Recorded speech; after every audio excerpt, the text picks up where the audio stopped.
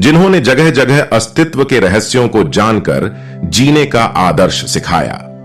गौतम बुद्ध उन्हीं नामों में छिपे एक महान आदर्श रहे हैं, जिनके उपदेशों ने मानवता को नए दिशा निर्देश दिए।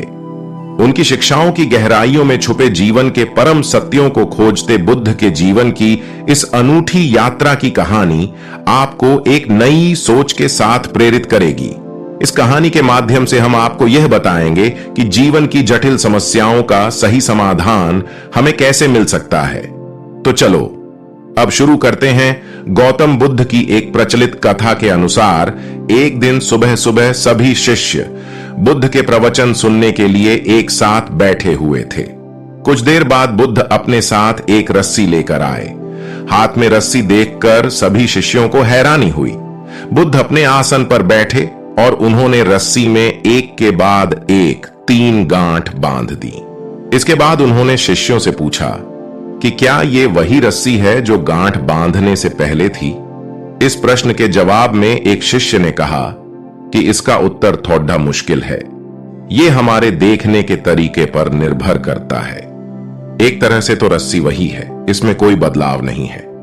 एक अन्य शिष्य ने कहा कि अब इसमें 3 गांठें लगी हुई हैं, जो कि पहले रस्सी में नहीं थीं।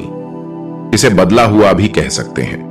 कुछ शिष्यों ने कहा कि वास्तव में मूल रूप से रस्सी वही है, लेकिन बदली हुई दिख रही है, लेकिन इसका मूल स्वरूप बदला नहीं है। शिष्यों की बात सुनकर बुद्ध ने कहा कि आप सभी सही बोल रहे हैं, अब मैं इन गांठों को खोल देता हूं। ये बोलकर बुद्ध रस्सी के दोनों सिरों को खींचने लगे। बुद्ध ने पूछा कि क्या इस प्रकार रस्सी की गांठें खुल जाएंगी। सभी शिष्यों ने कहा कि नहीं, ऐसा करने से तो गांठें और ज्यादा कस जाएंगी, इन्हें खोलना और मुश्किल हो जाएगा। बुद्ध ने कहा कि ठीक है, अब एक अंतिम प्रश्न, इन गांठों को खोलने के लिए हमें क्या करना होगा। शिष्यों ने कहा कि हमें इन गांठों को ध्यान से देखना होगा, जिससे हम जान सकें कि इन्हें कैसे लगाया गया है। इसके बाद हम गांठें आसानी से खोल सकते हैं। बुद्ध इस जवाब से संतुष्ट हो गए और उन्होंने कहा कि यह सही बात है। हम परेशानियों में फंसे रहते हैं और बिना कारण जाने ही उनका हल खोजने लगते हैं, जबकि हमें पहले समस्याओं के मूल को समझना चाहिए। जब समस्याओं की वजह समझ आ जाएगी तो उन्हें सुलझाना बहुत ही आसान हो सकता है। इस कथा से हमें यह सीखने को मिलता है कि जीवन में आने वाली समस्याओं को हमें ध्यानपूर्वक समझना चाहिए। समस्याओं के मूल कारण को समझने से ही हम उन्हें सही तरीके से हल कर सकते हैं। विचारशीलता, साहस और सहानुभूति की भावना से ही हम समस्याओं का समाधान प्राप्त कर सकते हैं। जैसे कि शिष्यों ने रस्सी की गांठों को खोलने के लिए ध्यानवश समझकर किया। बुद्ध की यह कथा हमें यह सिखाती है कि जीवन में आने वाली चुनौतियों का सही समय पर समाधान निकालने के लिए हमें स्थिर मानसिकता, सहयोग और समर्पण की आवश्यकता होती है। इसी तरह से हमें समस्याओं को मानव बुद्धि के सहायक के रूप में देखने की क्षमता विकसित करनी चाहिए, ताकि हम सफलता की ओर अग्रसर हो सकें। एक बार की बात है, एक छोटे से शहर में एक परिवार रहता था, जिसमें रमेश और उसकी मां बेहद खुशी से जीवन व्यतीत कर रहे थे। रमेश ऑटो चलाता था और उससे जो भी आमदनी होती थी, मां बेटा खुशी खुशी उससे गुजारा करते थे।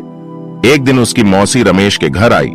उसने रमेश की मां से रमेश की शादी के बारे में बात की, जिसे सुनकर मां बहुत खुश हो गईं। अब रमेश के लिए एक अच्छी लड़की की तलाश शुरू होती है। कुछ ही दिनों में रमेश की मौसी को रूपा नाम की एक लड़की मिली, जो देखने में बेहद खूबसूरत थी। रमेश को भी रूपा बहुत पसंद आई और दोनों ने शादी कर ली। शादी के बाद कुछ दिन बेहद खुशी से बीते, लेकिन रमेश और उसकी मां को रूपा के बारे में यह नहीं पता था कि रूपा कितनी लालची लड़की है। रूपा ने शादी के कुछ दिनों बाद ही अपने रंग दिखाना शुरू कर दिया था। वह महीने में कई बार किटी पार्टी जैसे सोमराह में जाने लगी, जिसके लिए रूपा हर पार्टी में नए कपड़े और कीमती जेवर पहनती थी। जब रूपा के नए गहने और कपड़े खत्म हो जाते थे, तब रूपा अपने पति की कमाई से नए कपड़े और गहने खरीद लेती थी, जिससे रमेश के घर में झगड़ा शुरू हो गया था। कई बार ऐसा होता कि महीने का राशन लाने के लिए जो भी पैसे होते थे, उन पैसों से रूपा अपने लिए कपड़े और गहने खरीद लेती थी। एक दिन रमेश ने कहा, रूपा, अपने नए कपड़े और गहने खरीदने में इतना पैसा बर्बाद करने का क्या फायदा है?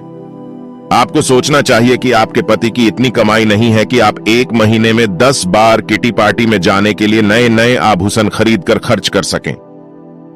यह सुनकर रूपा गुस्से से लाल हो गई और रमेश से कहने लगी, तुम हमेशा मुझसे कहते रहते हो, कभी भी तुम ज्यादा कमाने के बारे में नहीं सोचते। यदि तुम ज्यादा ऑटो रिक्शा चलाते तो ज्यादा कमाई होती और आज मैं आराम से नए नए कपड़े पहन सकती। यह कहकर रूपा अपनी सास के पास जाती है और कहती है, मां जी, जो गहने आपके पास हैं मुझे दे दो, मैं इसे पहनकर पार्टी में जाऊंगी।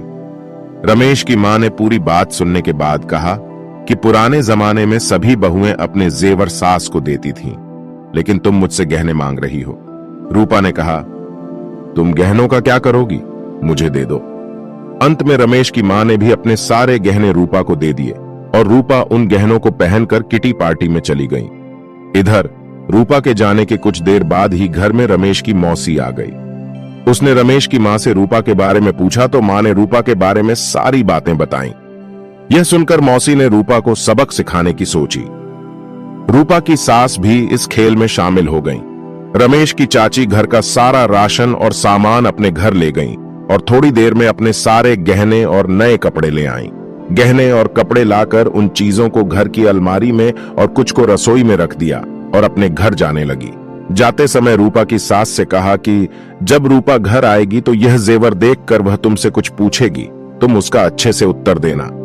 उसके कुछ ही समय बाद रूपा किटी पार्टी से घर आई और अपनी अलमारी में सभी नए गहने देखकर बहुत खुश हुई। लेकिन शाम को जब रूपा रसोई में खाना बनाने गई तो उन्हें फिर से राशन के डिब्बे में नए गहने मिले, जिसे पाके रूपा की खुशी का कोई ठिकाना नहीं था। लेकिन जब रूपा ने किचन में राशन की तलाश की तो उसे कुछ नहीं मिला, जिससे वह परेशान हो गई और अपनी सास के पास गई और पूछा कि मां जी, किचन का राशन कहां गया? तब सास ने कहा कि बहू, आपको गहने और कपड़े सबसे ज्यादा पसंद है, इसलिए आज मैंने घर का सारा राशन और सामान बेचकर आपके लिए नए गहने और कपड़े खरीदे लाए हूं। अब आप इसे पहन सकती हो और पार्टी में जा सकती हो। यह सुनकर रूपा ने कहा कि ठीक है, मगर खाने के बिना मैं गहनों और कपड़ों का क्या करूंगी? तो सास ने फिर जवाब दिया कि अब खाना खाने की क्या जरूरत, तुम्हें अपनी सबसे प्यारी चीज मिल गई है, तुम्हें इसमें खुशी होनी चाहिए। यह सुनकर रूपा को अपनी हरकत पर पछतावा होने लगा। तभी रमेश की मौसी भी आ गई। उन्होंने यह भी कहा कि यह सब मैंने आपको समझाने के लिए किया है कि केवल नए कपड़े और आभूषण जरूरी नहीं है, इसके अलावा दुनिया में भी बहुत कुछ होता है। और अगर आपको नए गहने और कपड़े पहनने का इतना शौक है तो आप खुद क्यों नहीं कमाते और उस पैसे से ये सारी चीजें खरीद लेते हैं। सारी बातें सुनने के बाद रूपा को अब सब कुछ समझ में आ गया और अब से उसने फिर कभी ऐसा नहीं किया और अपने पति के कमाए हुए पैसे में खुशी खुशी रहने लगी। उम्मीद करती हूं आपको कहानी पसंद आई होगी।